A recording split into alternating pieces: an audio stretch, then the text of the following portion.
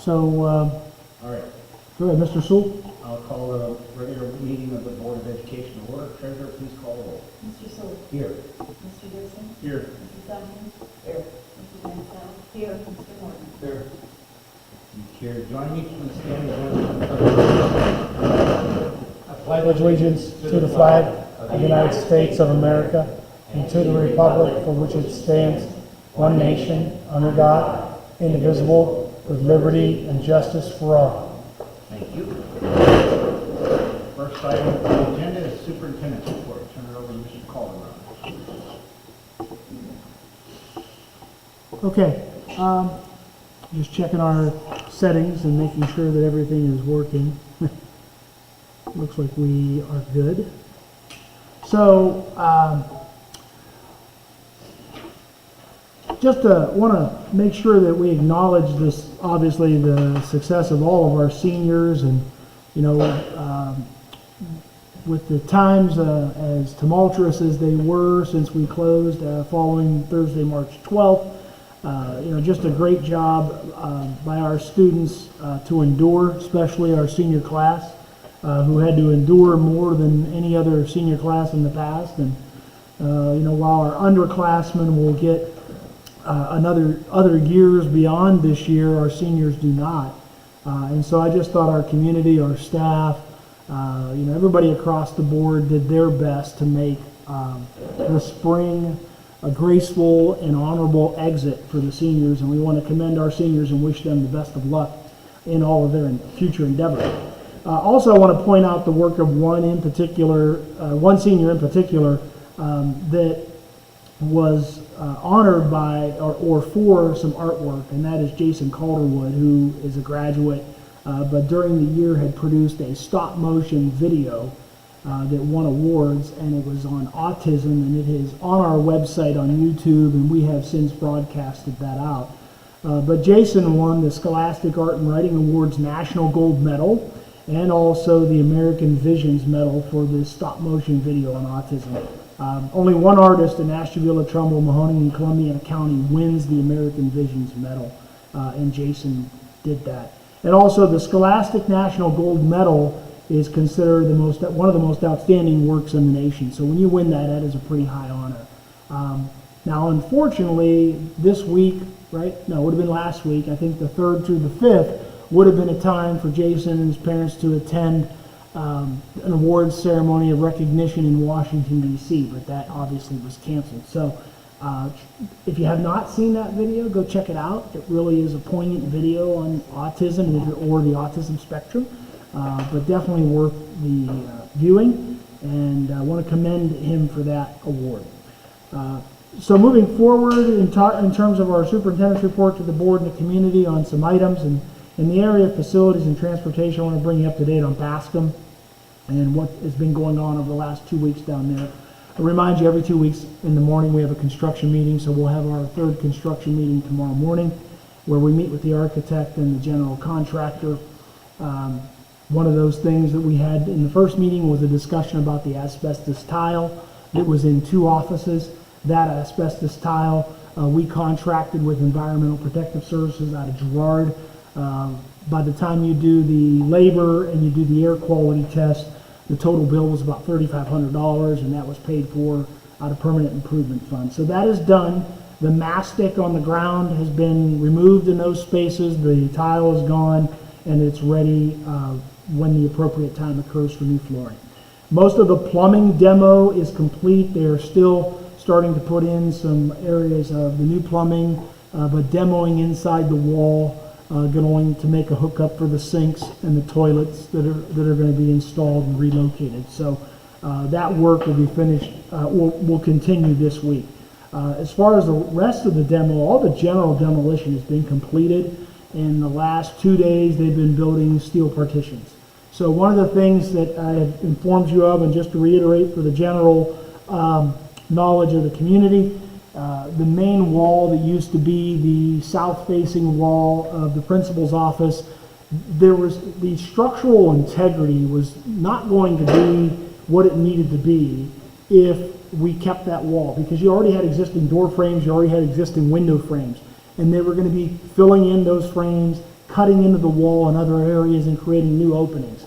So the contractor, at our first construction meeting, came up with the idea that it might be best from a common point to take that entire wall out, was not load bearing, and start fresh. So after consultation, myself, the architect, the general contractor, discussing what that would look like, and most importantly, the contractor committing to no increased cost, that it would be a wash.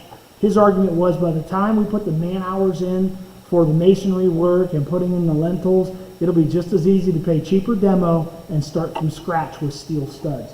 So we made that decision to move forward. They committed to no increased cost for those changes, and so since it wasn't going to cost us any more money, we went with the professional recommendation on how to handle that wall. So that has been done, and it's been framed in already with steel, and some electrical work has occurred, and they'll soon, as they continue with electrical work and wiring, continue with the other parts of the office before they move on to the next phase of construction. And I think today they put the framing in what used to be the main office, which will now be the guidance office. They framed the partition to close off the office from what's going to be a small conference room where the main reception counter used to be. So quickly taking shape at the Bascom office remodel. I want to inform you that tomorrow the doors will be installed at Bascom on the playground and at the end of the first grade wing. Remember, this is part of that $50,000 grant we got from the Bureau of Workers' Comp for safe schools. These doors are about $39,000 and all being paid for by grant money. So they'll be installed by Capital Aluminum tomorrow. Shouldn't take more than a day, to be honest with you, because there's on the playground there's no demo work. If it does, it'll be, if they do get tied up, it'll be in removing all that glass block at the end of the first grade wing. So, but it'll be a nice storefront to match the other second grade wing door, and then we have the two doors on the end of the playground. Capital Aluminum, by the way, was the contractor that Murphy Contracting is going to have to build the doors that'll be the main storefront entrance when parents and community members and visitors enter the building when it's finished. We are also getting new card readers installed at the complex.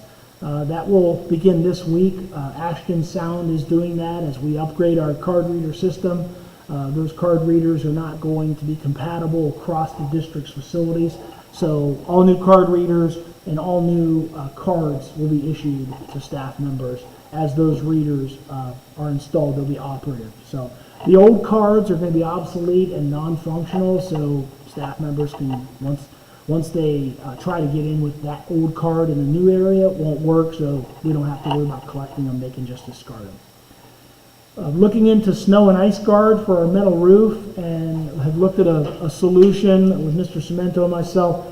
They're rather an inexpensive solution. We had some originally installed of the original construction.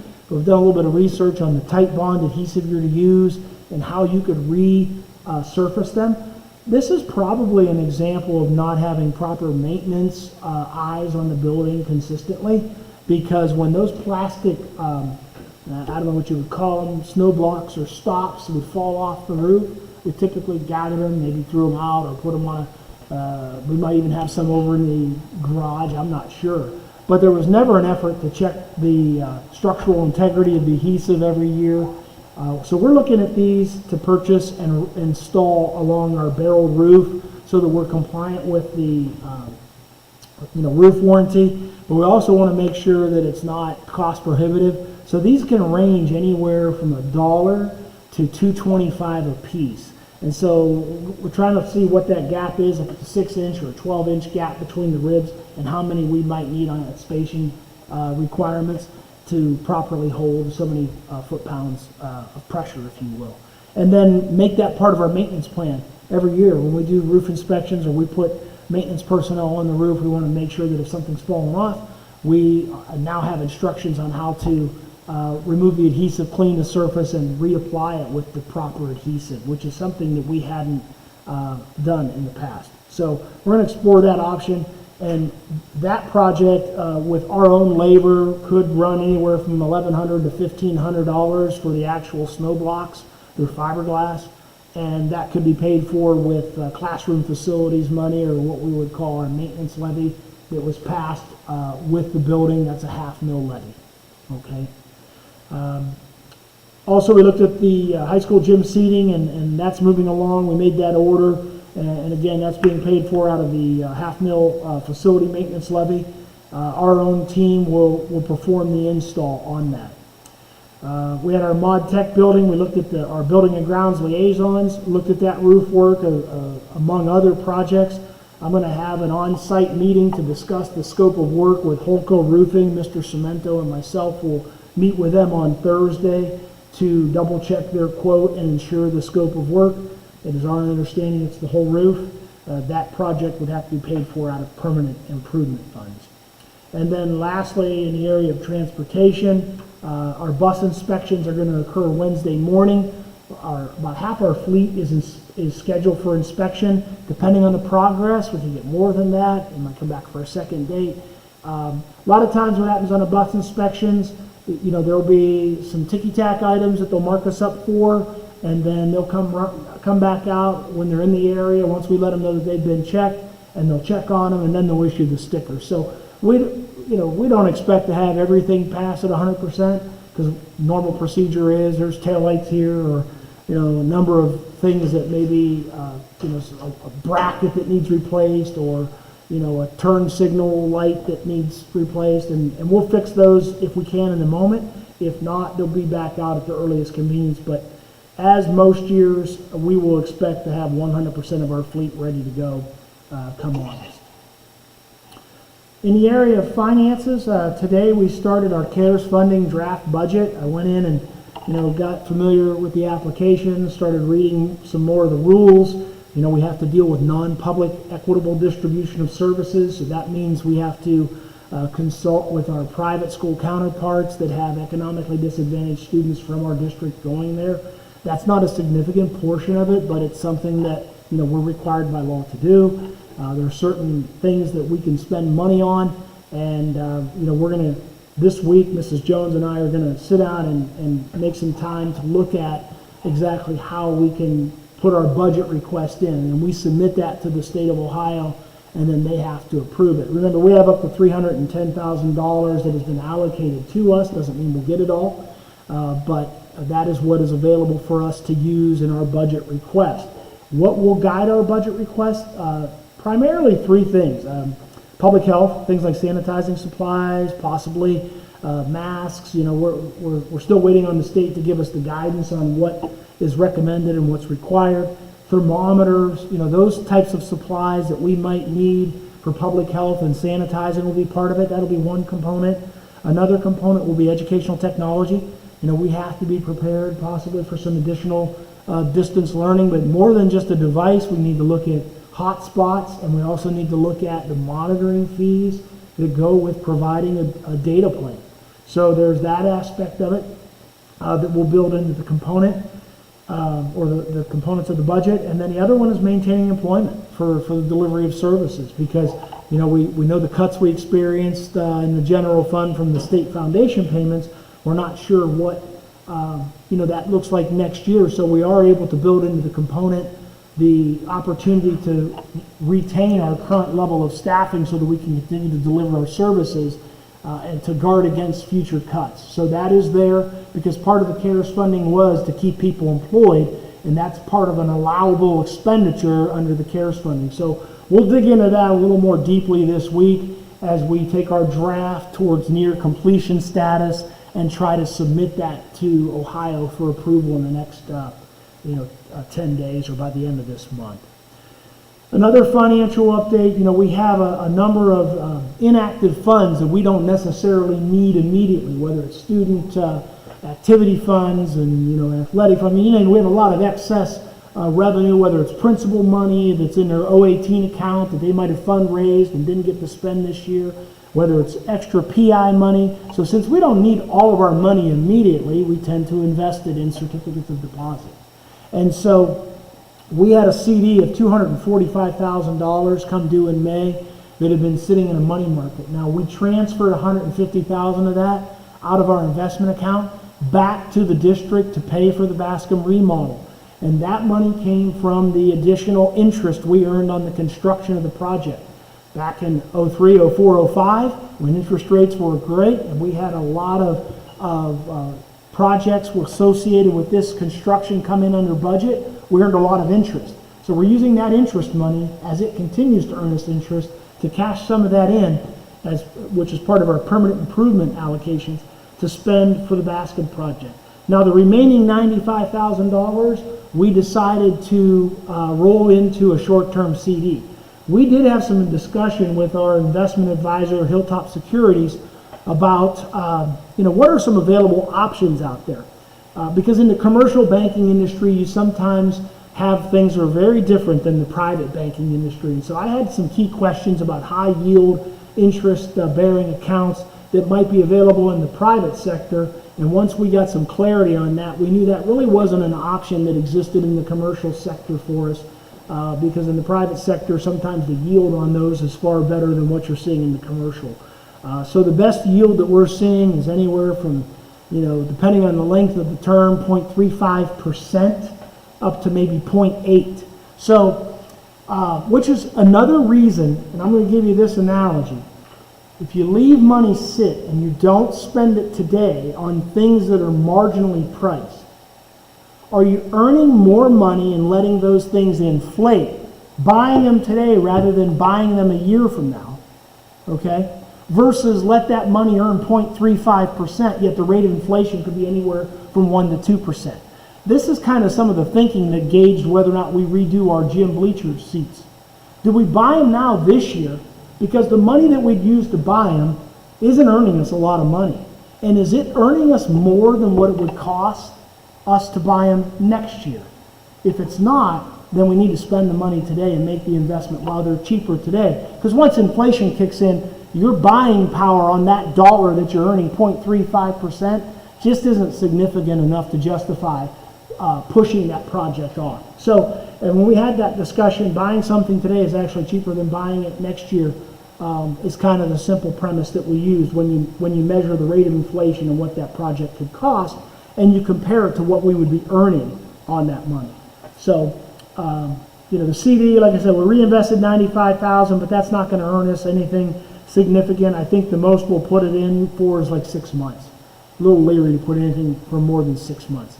And we have some additional CDs coming due that are earning us 2%, but those CDs were 12 months and 18-month terms, and we're not going to see anything like that when that money matures and we try to reinvest it in another certificate.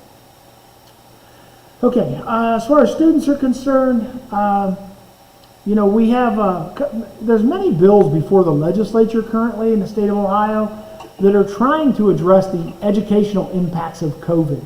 And some of those are, evaluative based on professional evaluations for teachers and principals. Some of them are based off of, the student growth measure and how do we measure growth, and we're not having tests this year. So next year, what's the student growth measure look like? What's value added look like? And one of the things we've been advocating as superintendents across the state is to get rid of the student growth measure on next year's evaluation completely. Because what are we measuring it against? We didn't take tests this year.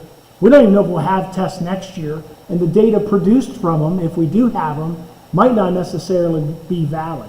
So principal associations, superintendent associations, and school leaders and board members across the state are advocating with the legislature to address those kind of things.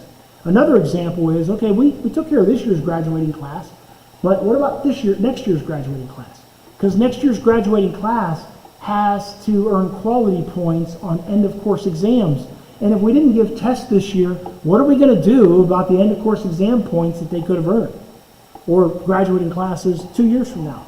So one of the pieces of legislation in the General Assembly is in a Senate bill that would say if a student passed the course, then they could earn graduation points because they earned high school credit in that course. So there are some legislative considerations that are looking to address what I would call those educational impacts from the shutdown and the COVID pandemic situation. And we'll monitor those and keep our families and our students and the board up to date as they become law, if you will. Until now, right now, it's all speculation. But just want to make you that it is make you aware that those types of things are being considered, among a lot of other things.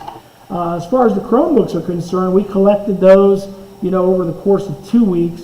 We've got almost all but a dozen back, and all of them are in working order. So we really appreciate our families for taking care of that and then returning it to us in functioning order. The dozen or so that were not returned, our tech coordinator was able to go into our Google administrative portal and disable all of them. So they might have a Chromebook at home, but it's not going to work. They can't log in and connect it to Wi-Fi and surf the web.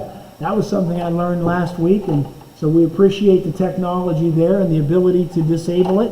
When they come back into our control, we'll sanitize them, put them back where they are in the inventory, and reconnect them so that they function.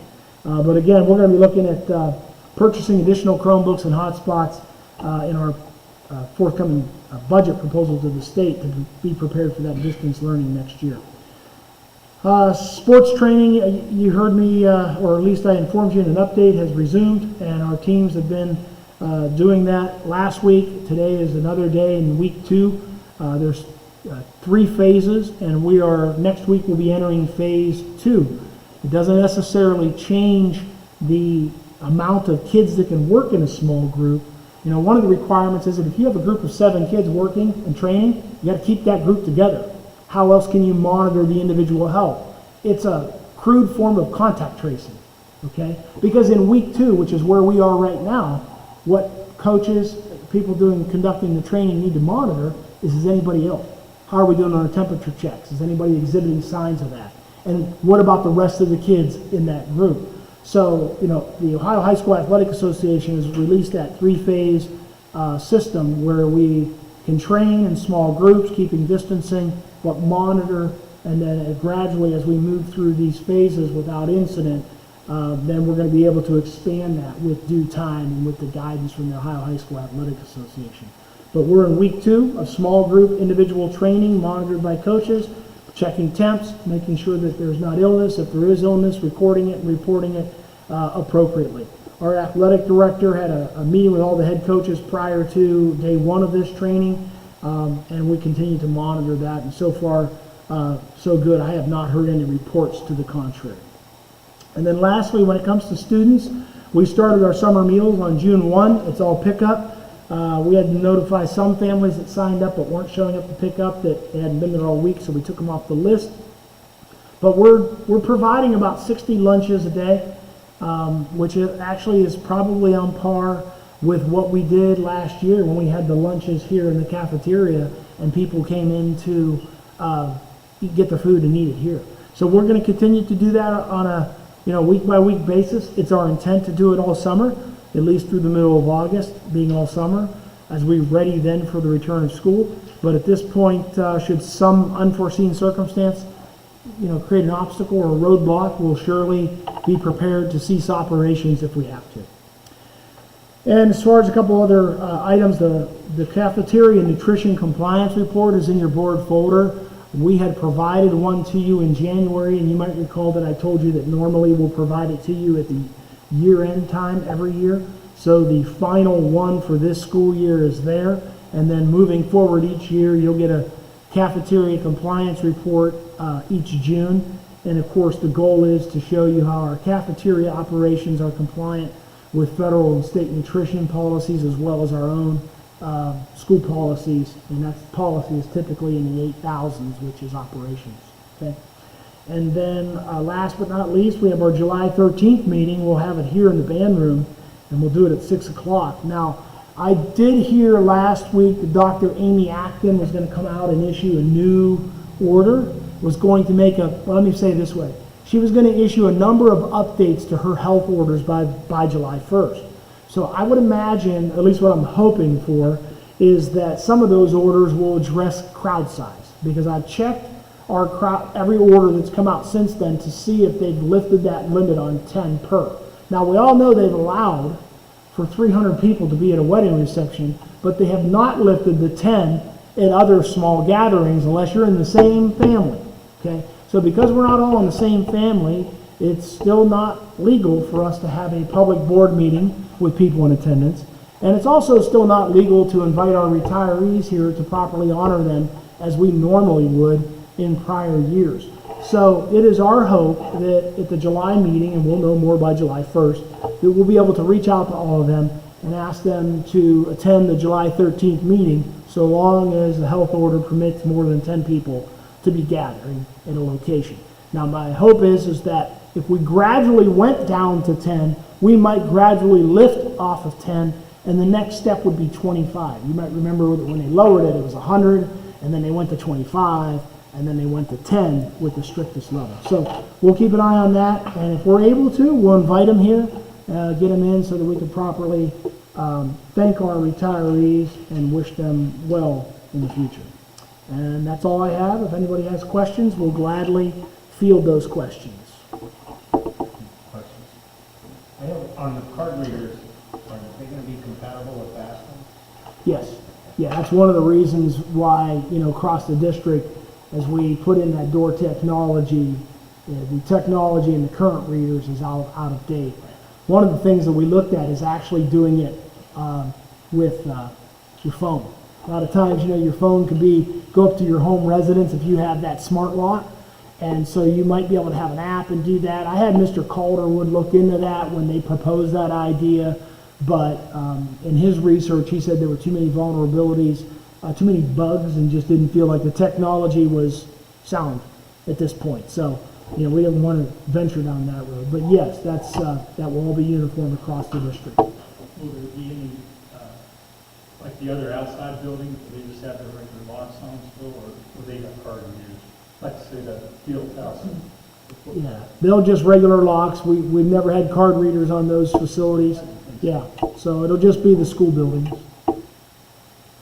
One thing I do want to bring up, Tim and I met as part of the building grounds, and AJ and Mr. Supplemental, we all went through a lot of these issues that we talked about, and just like the example of like the bleachers,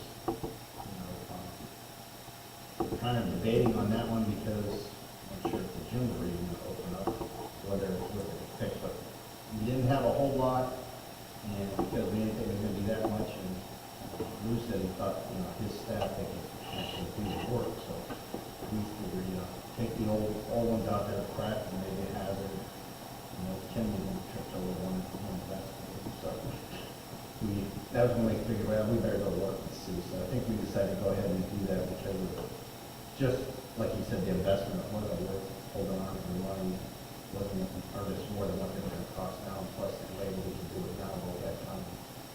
And then, the investment, just to make sure everybody realizes, Carol's got a limited scope of what she's allowed to invest in.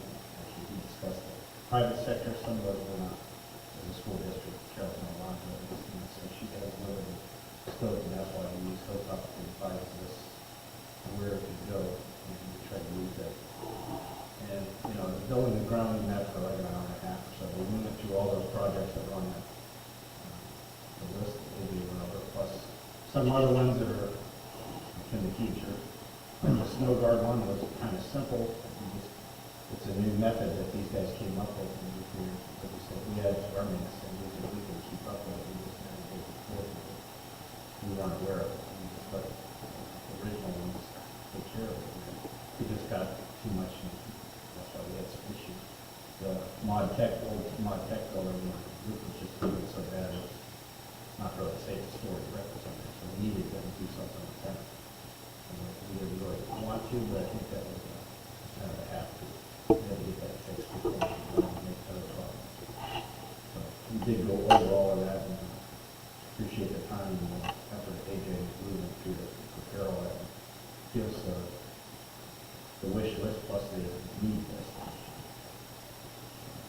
Any other questions? The final, have all the grades been finalized for the year? And our report cards been sent out yet? They were mailed on Friday, I believe. Okay. Yeah. Was there a special formula that they used this year? Because it was alluded to that the final 9 weeks wasn't going to weigh as... Yes. Yeah, they used, we had to solicit Neoman, and we put a preponderance of the weight on the third 9 weeks.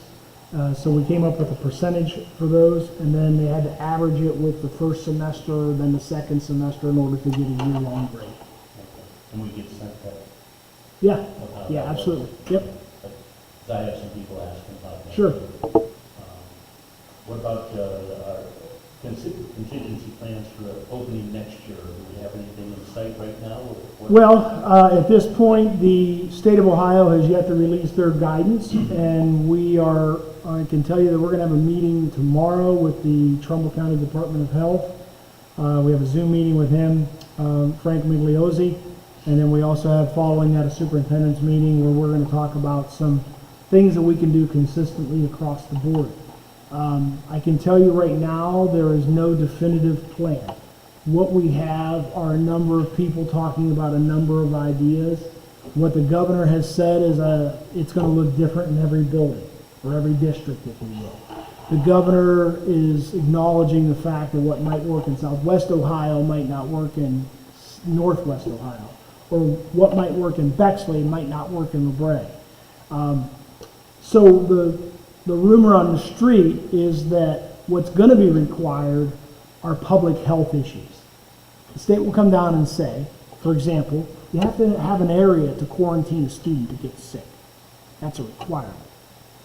Okay. Temperature checks, required, possibly, but not by the district. Self-check at home by the parents. However, we all know not all parents are going to check their children, because we struggle now with parents who will send their kid to school who's under the weather. And we get that. Hey, they're not that sick, I gotta go, I gotta get to work, and the kid's sent to school, and there's a lot of times our principals and the nurse are calling home and saying, hey, you gotta come and get him. The student's sick, or, he said he was throwing up this morning, and we know the rule, they're not to come back unless they're, so many 24 hours 48 hours possibly without throwing up. So you're going to see some of those requirements from what they're saying out of Columbus along the public health line. You're not going to hear them say it's required that everybody do distance learning. It's required that every kid have a device. It's required that every kid get 2 days of distance learning and 3 days of physical. They are not going to do that. And that's what our legal counsel and professional organizations are telling us. Quit waiting for the state to hand you a cookie cutter plan. They're not going to do it because they don't want to be on the hook for it. So one of the things that we are preparing is a survey that we're going to send out to our families. And one of those things that I'll ask them is, can you bring your child to school? Because one of the recommendations is going to be 1 kid per seat on a bus. Never going to happen. We don't have enough buses. We don't have enough drivers. So we'll have to partner with our families and request of them, okay, if you're able, can you bring them to school? We'll have some families that can. Naturally, open enrollment already does, but not everybody can. And so we understand that we're probably going to have more than 1 kid per seat on that bus, but that's just a recommendation. It's not a requirement.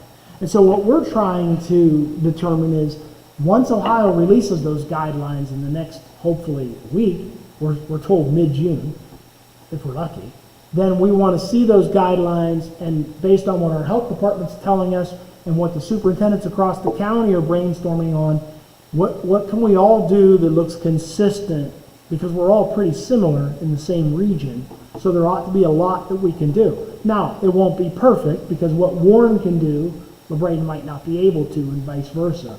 Or what Warren can do, maybe Howland and Niles City can, for sheer size.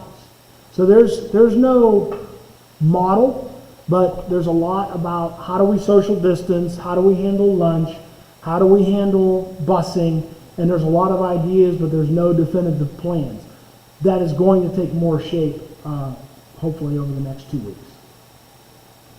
Are we doing anything actively right now to improve over our distance learning that we did the last 3 months? Well, outside of a professional development opportunity that we had with Google, with our teachers, there was not anything scheduled for the summer. Teachers are provided a list of professional development courses called the Summer of Growth through the Trumbull County ESC. There are a lot of Google platforms there. There's also a lot of tech platforms in the Summer of Growth where they can learn other tech tools that can be incorporated. We share that every year with our teachers and encourage them to participate. But required training, no. And then when it comes back to August, we're going to meet on Friday with the ESC. We have a planning meeting. And one of the topics of discussion is what we can do with the ESC when they come back to add on to some of that training that they've already had in previous years with the ESC, whether it's been tech tools, Google trainings. I mean, we'll bring them back and obviously offer a kind of a cafeteria menu, possibly of options, or we might offer a sit-down opportunity with just Google. That's going to be a discussion we have on Friday when we plan with them on the 12th. And that'll include myself and our principals. And we'll do that via Zoom. I had another question. Had some parents approach me about our title kids, mainly in Bascom, of not receiving much service during those 3 months. And I understand we were expecting it to only be 3 weeks, but then we do need some improvement if, in fact, we are going to be doing that. From what I understand, a lot of them didn't get service at all because they were under the tutelage of aides rather than teacher. So, how would we? Well, those kids are differentiated based on reading levels and whether or not they meet directly with Tina Tomazos, who's our title teacher, not title tutor. And then we have aides that we hire through title money that we work in small group settings with other students. It's my understanding, and I can double check with Mrs. Kowak, they're not all on the same level. I can't speak to the level of service. I'm a little disappointed that maybe those parents, to my knowledge, did not reach out to Mrs. Kowach. I do understand there was some level of service through Mrs. Tomazos, but we did not employ the aides during the shutdown. Yeah, Right. So that would be if they got additional supports with the aid, they wouldn't have got that during the shutdown because we did not employ them. And so that would explain that. And Why. who employs it? We do that? Or? We employed them, but it was through title money. And of course, when we shut down, we did not keep that title money then? No, we get the title money, but we did not continue to employ them in terms of use them actively. We didn't understand possibly how to deliver those services at the time. And the other thing with the employment aspect is we thought it was 3 weeks, and then our focus was purely on trying to provide the instruction.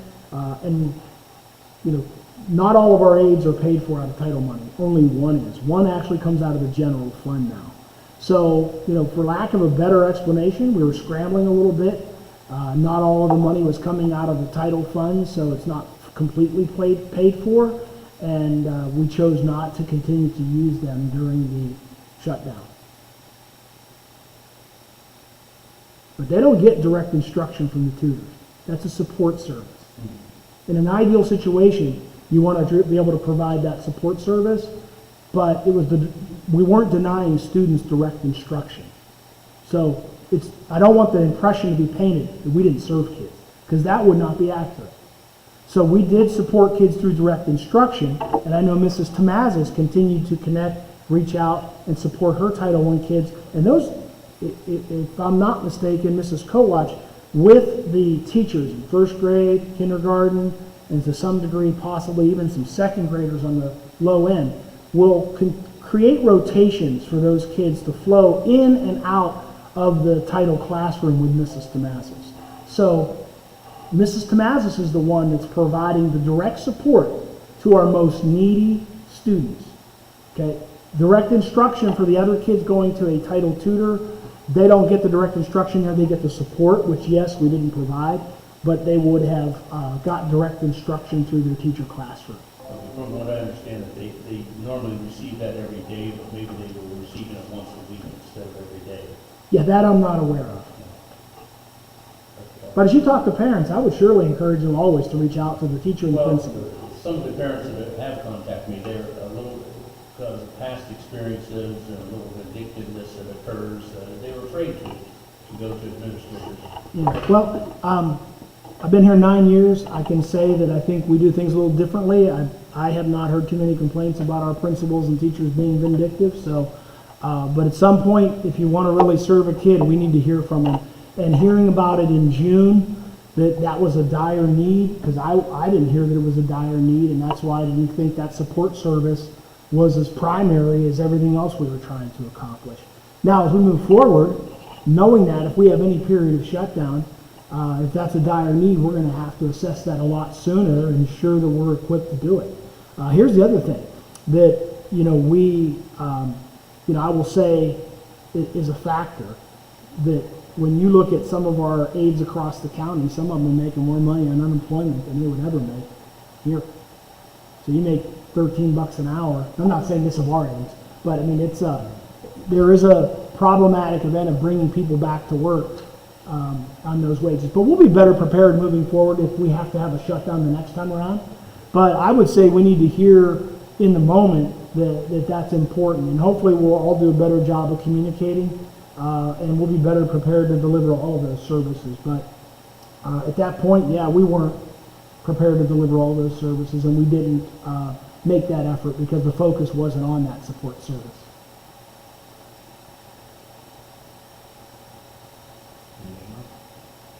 I do want to mention, I had a Zoom meeting with the OSBA, and it was kind of an odd hour, it's like 6 o'clock on Friday, but I wasn't doing anything, so.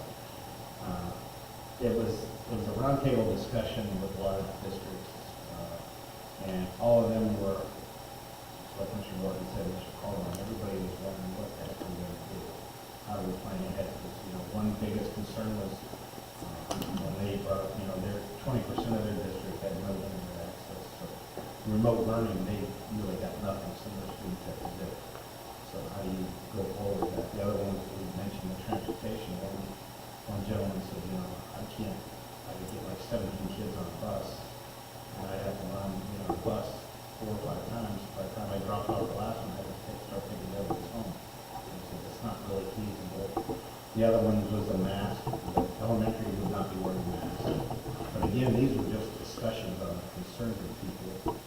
And then the other one brought up was, the start date. Someone was suggesting maybe we should start in August, and maybe wait till October, see how it turns out. And maybe they'll just run into the flu season if they don't know. So a lot of these were just general ideas, but, they're having a lot of those Zoom meetings, so SBA put on a lot. Webinars or fact-finding things, so if you want to go to those, I'd say anytime you get any of those, I bring them up to Mr. Collins so they can discuss it with the teachers and with the principals, so we can put it into our plan, get their concern. But we really want to hear back from the parents of, what do they think? I know a lot of them did not want to be teachers. So that's not a good plan for a whole year. It's good for a temporary thing in some cases, but we need to be aware of it. Yeah, we need maybe a little more heavier influence in the elementaries as they're going up, because the high school can get away with distance learning, with being able to go on and use the computers, where the kids need hands-on when they're just learning and coming into school. And that was a problem with that kindergarten and first grade, because they don't start down there until second grade using a lot of the others. So we want to try to provide that opportunity to them when we can. So that's why we need feedback from the parents, what worked, what didn't work. So we can try to better prepare for next time, if there is a next time. Pray there's not, but you can't be sure, so we have to be ready for it. And so if anybody's got any ideas, make sure you bring them up to Mr. Carl on so they can discuss it with the teachers and with the principals, so we can better plan. The state's going to come out with requirements and recommendations, so we got to know which ones we have to and which ones we may. Or what's better for us. That's why the big difference between the districts, because the meeting I was in, they were from all over the state. Everybody had a different opinion. Well, I can do this, the other guy said I can't do that. So I imagine we're going to be in the same boat. So just keep your ears open. If you come up with any ideas, bring them up. But, and I'll give you another example. I mean, first of all, it's our intent to have everybody back here. That's the goal. We believe the best value is you know, Absolutely. bring all of our kids back. But we also recognize that maybe not all of our families are going to agree with that, and they might not want to send their kid to school. So we have to be prepared to address that. The other aspect of that is, do we have a blended model? How do we handle that? How do you practice the physical distancing? What does the band room look like? There are so many tangents, but the goal is every kid in the building next year like normal. Doesn't mean that's going to happen, because we know that there's going to be some that are prepared for that. One example that was thrown out is mandatory attendance. This is what the business roundtable, one of the business roundtables in the state of Ohio, had pressured the legislature. Mandatory attendance for kids in grades K to 6. Because that's an economic issue. Schools are an economic engine. They help feed the economy by giving parents a place for their kids to be during the day.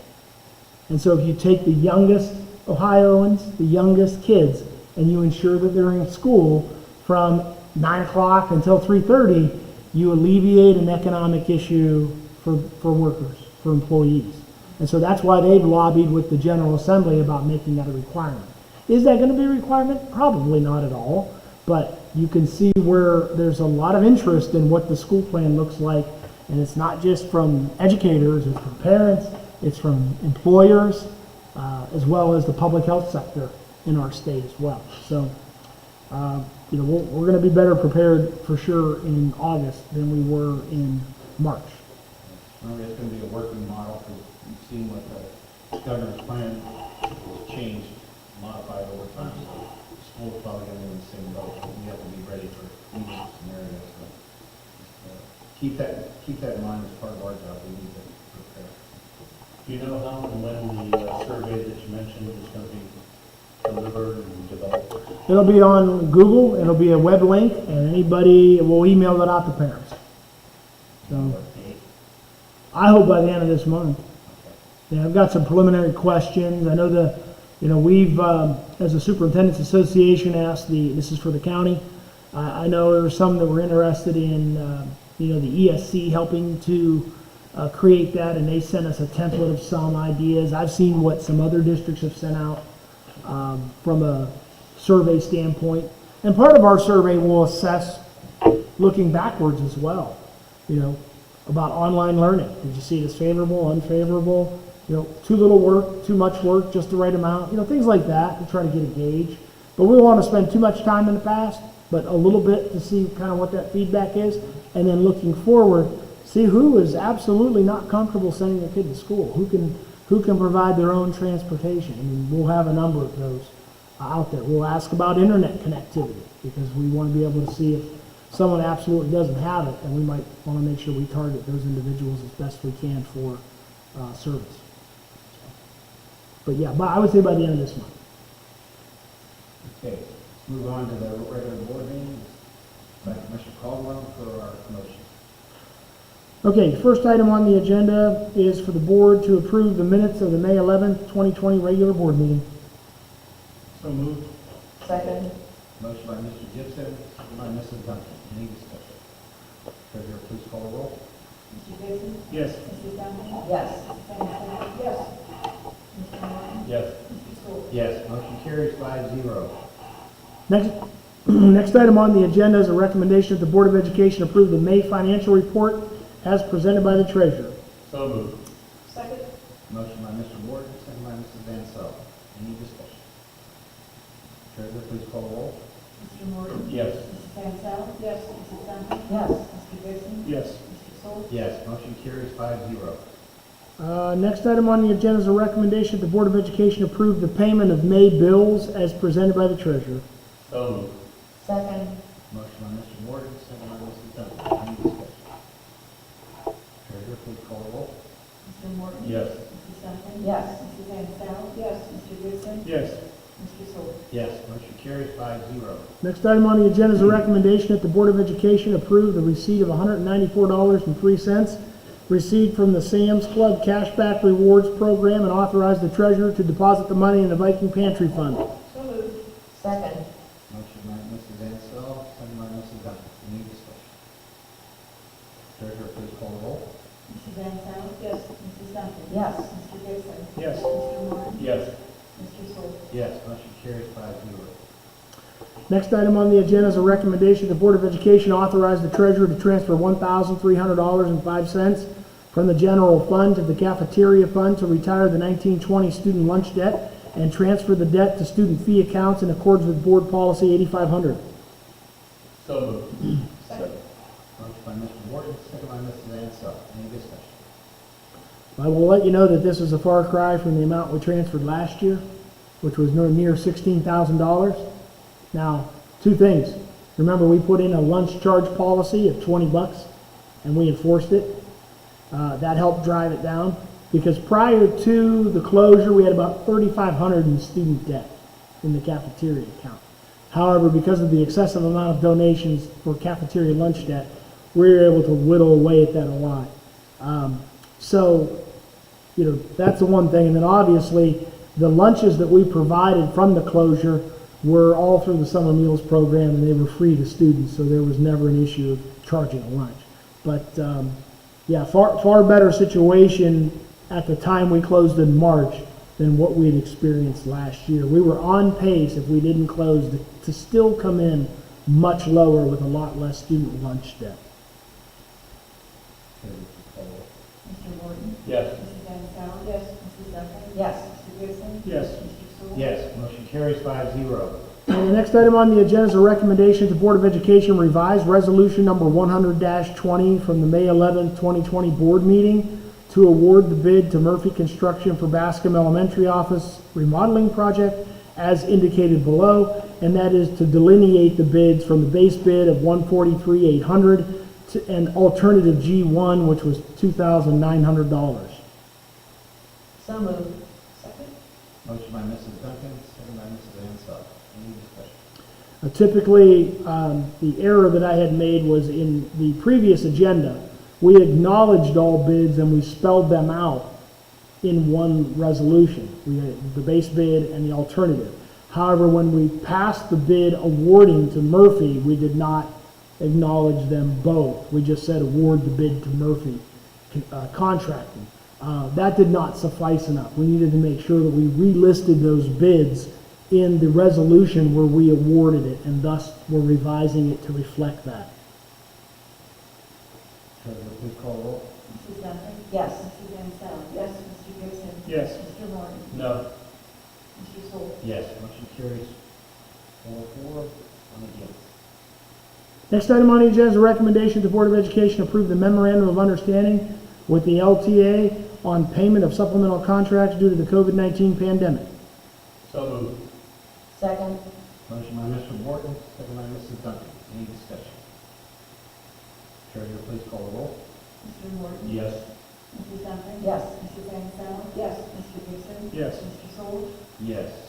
Do appreciate the teachers working with us to get this done under these conditions. Appreciate their cooperation. Motion carries 5-0. Next item on the agenda is a recommendation the Board of Education authorize the request pending the, lost my place here, sorry. Eight.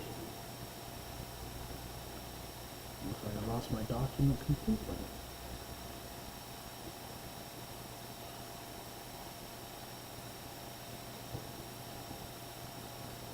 There we go.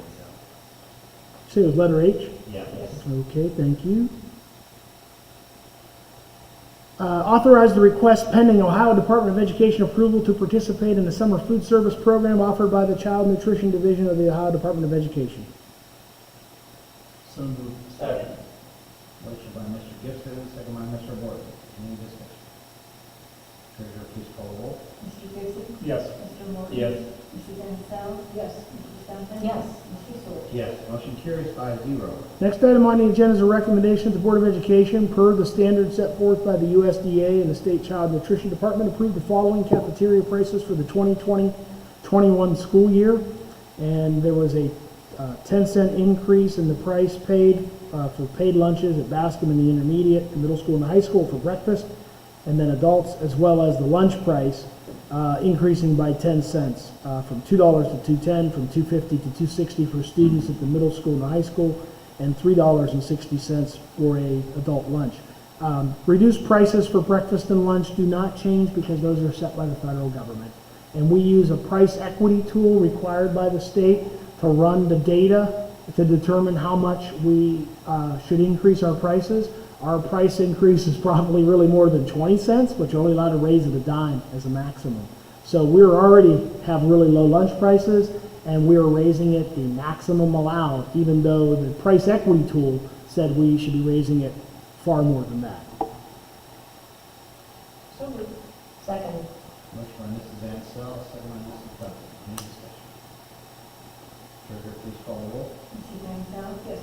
Mrs. Duffy? Yes. Mr. Gibson? Yes. Mr. Morton? Yes. Mr. Sole? Yes, motion carries 5-0. Next item on the agenda is a recommendation the board adopt the following handbooks for the 2020-21 school year. That's the academic handbook, the high school student handbook, and the athletic handbook. So moved. Second? Motion by Mr. Gibson, second by Mrs. Ansell. Any discussion? There was a part added in the academic handbook about remote learning, and it was labeled remote learning possibilities. And I thought it was rather vague, and I would hope before we adopt this that we would kind of firm that up a little more. Just based on what it says there, like I said, it was kind of unclear about, everything else in our handbook seems to be, pretty straightforward about this. It just seemed pretty vague, and I hope that we could maybe rewrite that a little bit before we adopt it. I had asked all principals to put some statements in their handbooks about distance learning.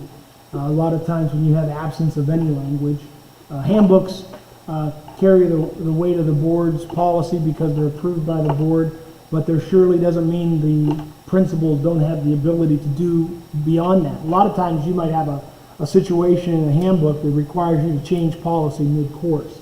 So all we're attempting to do by doing this is to put into language at this point that the idea that there could be distance learning moving forward. We will provide additional guidelines with that when we move forward. It's very similar to passing board policy. You pass board policy that provides structure and framework and some, in many cases, abstract or generalities. And then you leave it up to the superintendent to develop administrative guidelines. So those administrative guidelines is where you might find more teeth to a policy on a protocol on how to carry out something. So all we're trying to accomplish here is to make our people aware in the handbook that we may have distance learning. And I'm sure that as we have those details, those guidelines will be issued to families as we know what it'll look like. I think we, whether it's via email, whether it's via not a position paper, but like a white paper providing those guidelines, there will be some follow-up when we have some construct of what that actually looks like. And I think what we're trying to do is just prepare that there is going to be something in there. Like you said, it's a focus area for us. We just want to make sure they're aware that it may be, what it is yet. We can change that. So putting it in there, they are aware that there is going to be some guidelines coming farther down the road. And it allows a little bit of flexibility, it seems to me, because we don't know exactly what the state's going to require by now.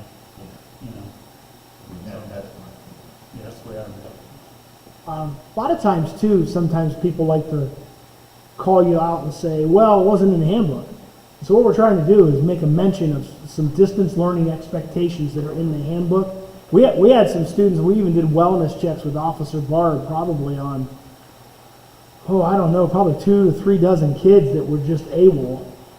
And there were some kids, I know, I had one story someone told me last week that they talked to the one kid, and I think it was Mr. Kelly was telling me, ended up calling a kid on his failure list and looking at him, I'm playing, the school's closed.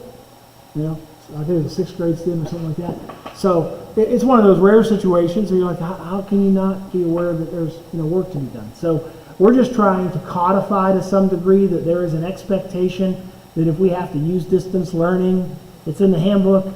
You can't say it wasn't there. And remember, when we give these handbooks through final forms, we require the parents to sign off and say that they've received a copy, that they're responsible for knowing what's in it, and that they've received a copy.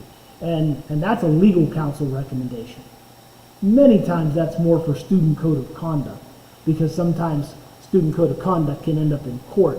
But it always pays to have that signature acknowledging you've got a copy. So that's really all we're trying to accomplish.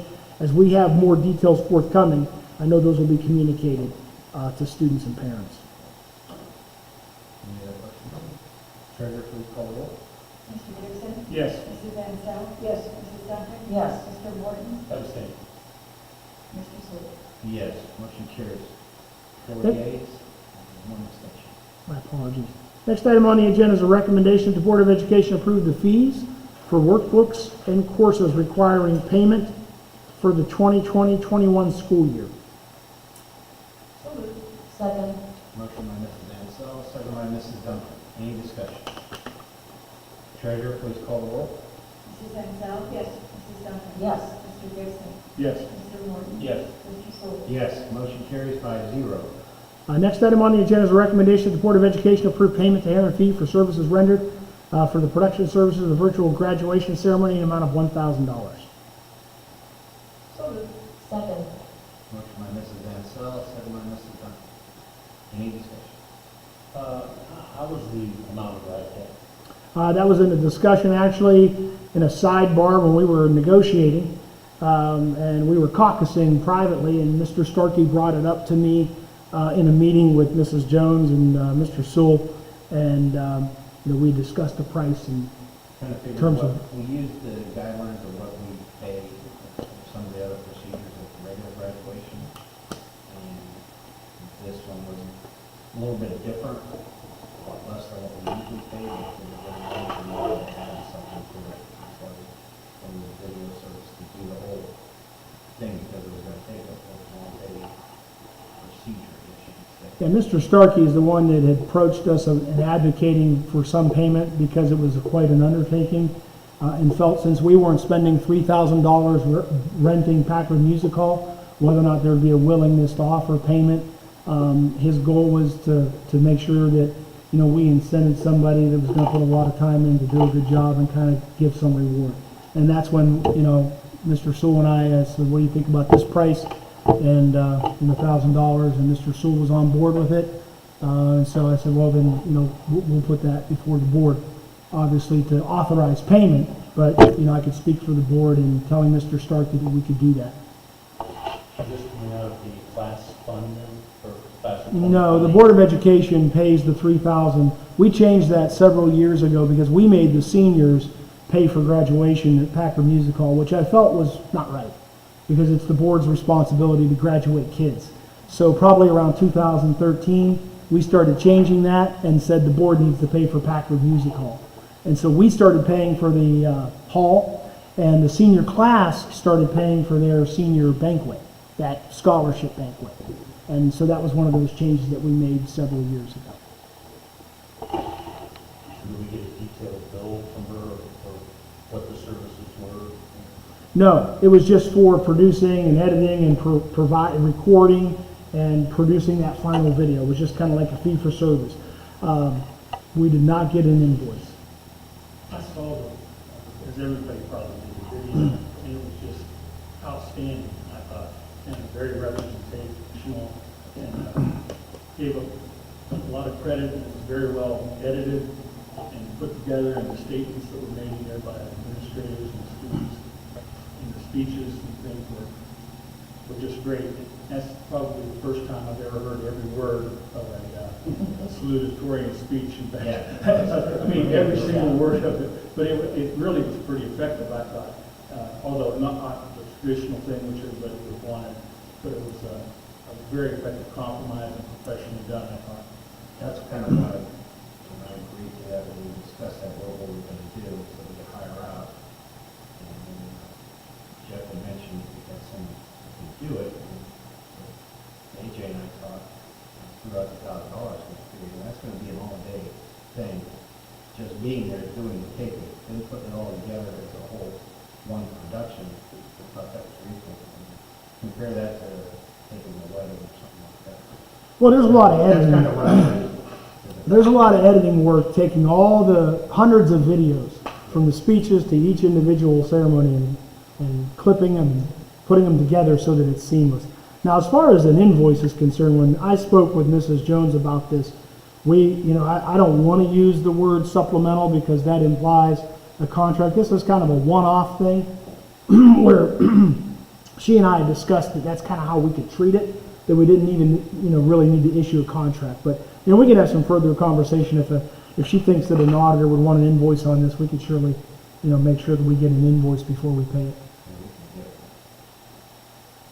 I think some of that conversation had to come around the idea that this has to be paid through payroll because of the way the IRS, and am I right on that, Mrs. Jones?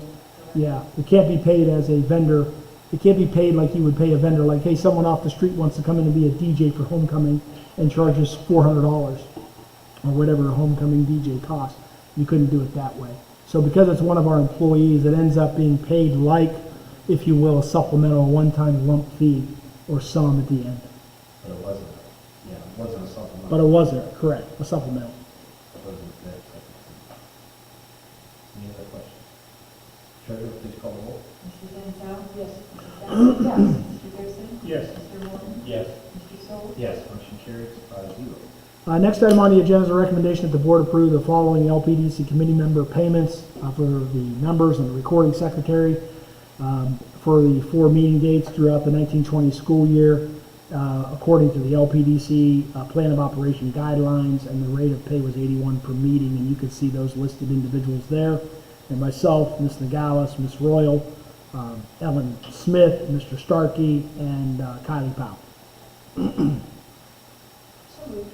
Second. Motion by Mrs. Ansel, second by Mr. Gibson. Any discussion? Treasurer, please call the roll. Mrs. Ansel? Yes.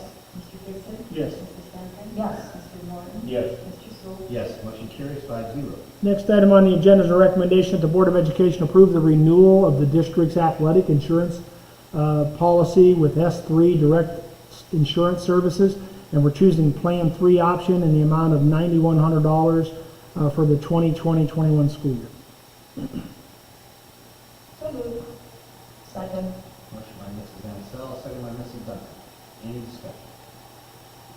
Treasurer, please call the roll. Mrs. Ansel? Yes. Mrs. Duncan? Yes. Mr. Gibson? Yes. Mr. Morton? Yes. Mr. Sol? Yes, motion carries 5-0.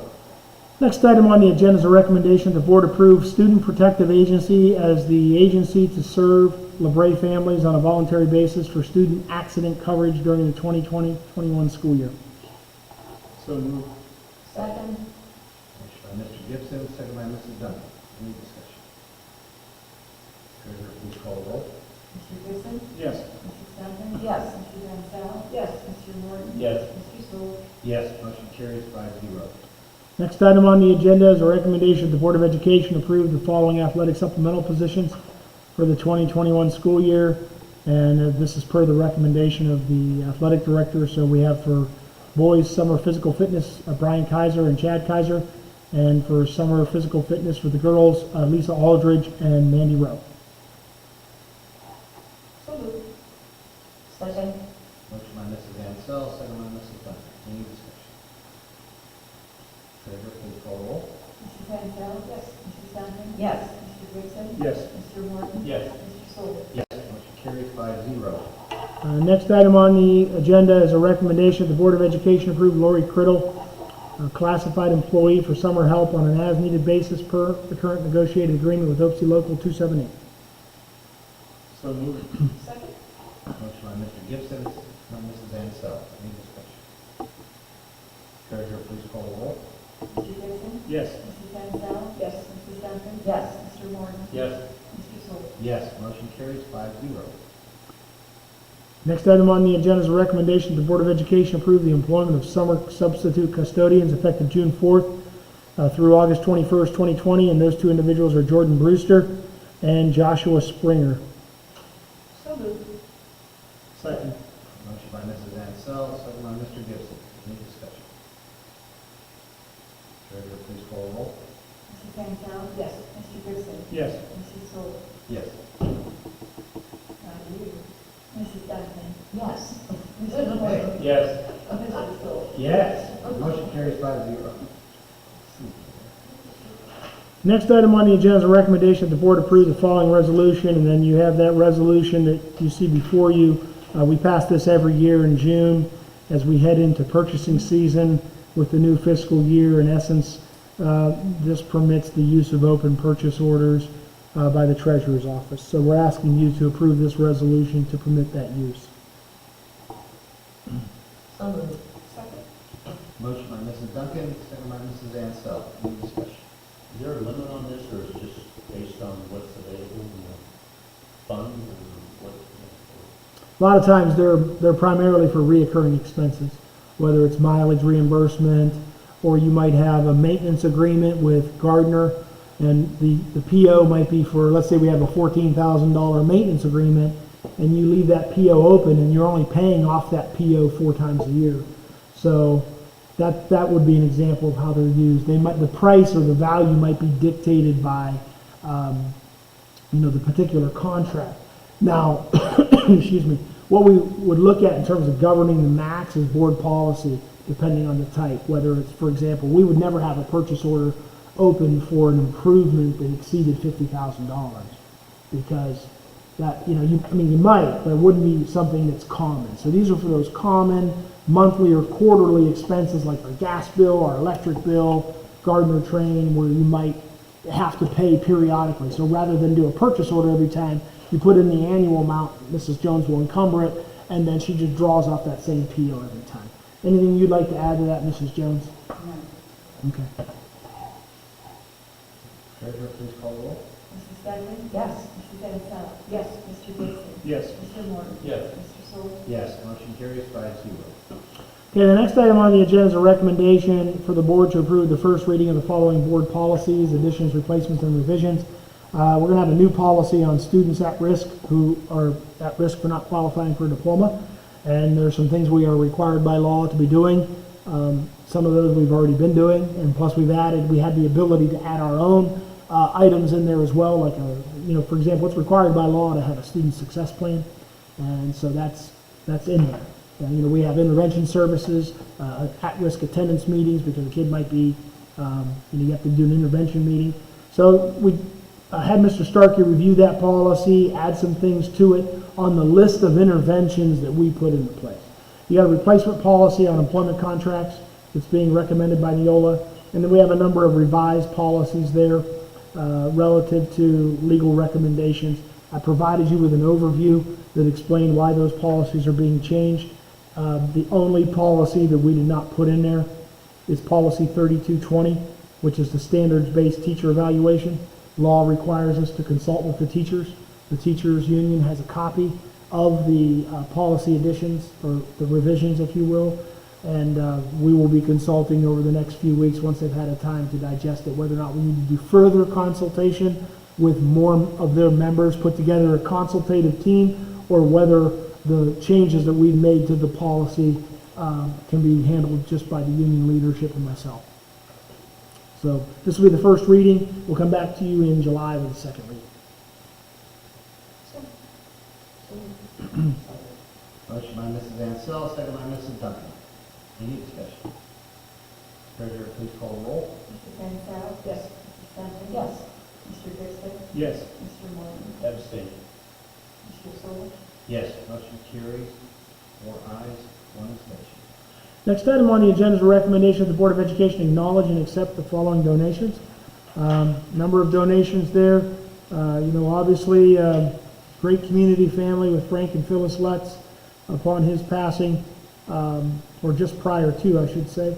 You saw the note that he wanted to make sure that his friend Al Lopez continued to be memorialized, so he donated just prior to his passing some money to the Al Lopez Memorial Scholarship Fund to the tune of $5,000. We also want to acknowledge the donations to the food pantry by the Braceville United Methodist Church for $200.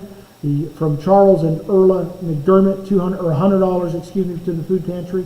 We had an anonymous donation of $100 to the food pantry this morning, and then we also have another $50 from Clifford and Virginia Bailey going to the food pantry. Those are always appreciated, and they serve directly the students and families in our community.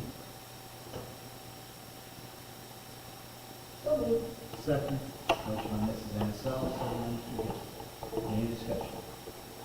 appreciate our giving community, keep up the good work with donations. Thank you very much. Treasurer, please call the roll. Mrs. Mansell? Yes. Mr. Gibson? Yes. Mr. Morton? Yes. Mrs. Beckman? Yes. Mr. Soli? Yes, motion carries 5-0. Okay, the next item on the agenda is a recommendation the board approve the special board meeting to be held on Friday, June 26, 2020, at 9 a.m. in the board office to approve fiscal year-end transactions and personnel items as necessary. So moved. Second. Motion by Mrs. Ansell, second by Mr. Morton. Any discussion? Treasurer, please call the roll. Mrs. Mansell? Yes. Mr. Morton? Yes. Mrs. Beckman? Yes. Mr. Gibson? Yes. Mr. Soli? Yes, motion carries 5-0.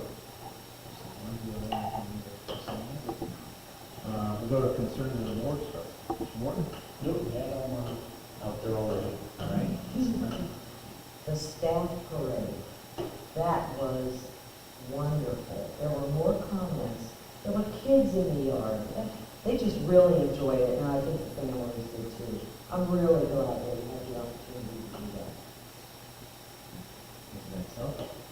Same thing with Mrs. Duncan, the parades for both the seniors and the staff. Most appreciative of the community that came out, and I'd like to see it as a tradition. It was a nice goodbye, but It was. I don't know. But both my kids enjoyed both sets. So it was really good. Mr. Good. I'd like to say the same thing, the parades were great. The people out in the yard watching them, and the people in the parades had as much fun as the people watching. It was just kind of a joyful thing that went through Graceville and Lewisburg. It was, I think it worked out really well. Kudos to them who organized that. I got just a couple of things. One is, Mr. Clover, when you meet with the principals next to discuss like the evaluations process going forward, I think you need to maybe add remote learning as a factor, you know, how well, when you have to evaluate the teachers, there, maybe add remote learning, how well did they do it or not, so at least they can, you know, discuss it with the principals, the administrators can discuss it with the teachers, you know, for that short time period, they need help, make sure they know where to go to get it. That's something probably should note next time, it's the first time we had to do it. I know the evaluations, we didn't really go through it last year, we couldn't. Going forward, that's going to be part of our process, just add that to the list, I guess. The other thing, same with the senior, I know it's kind of different, I really miss not being there technically for graduation and do my part of the speech. But it still the same. I really enjoyed the video. I thought some of the students got really emotional. So I know it meant a lot to them, and I appreciate the staff of everything they did kind of put together. Try to make it as memorable as you could for the seniors. I hope they remember that and what they went through. I don't think it's hard to forget. Lastly, I want to say congratulations to Carol. This is her last spring. No? July. Never July. mind. We got 1 minute. But I do want to say her parade was awesome. Yes. We did have a lot. I really liked the custodians cut grass coming up with the little lawnmowers at the end and the parade. I think that was really something else. Everybody got a kick out of that one. It was neat. Me and Carol got it. She was even surprised. Yeah, her granddaughter helped a lot. It was a good thing.